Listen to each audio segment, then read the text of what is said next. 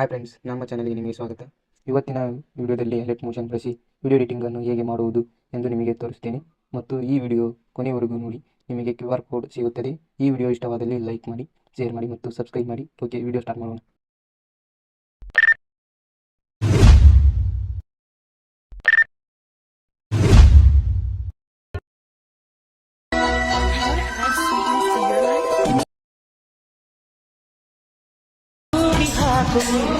ಆ ಚಂದ್ರನನ್ನು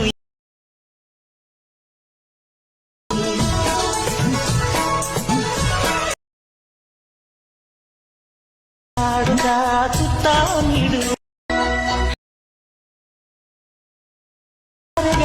ಚಂದುನ ಕೂಡಿ ಹಾಕು ಅಂಗೈಗೆ ನೀಡುವೆ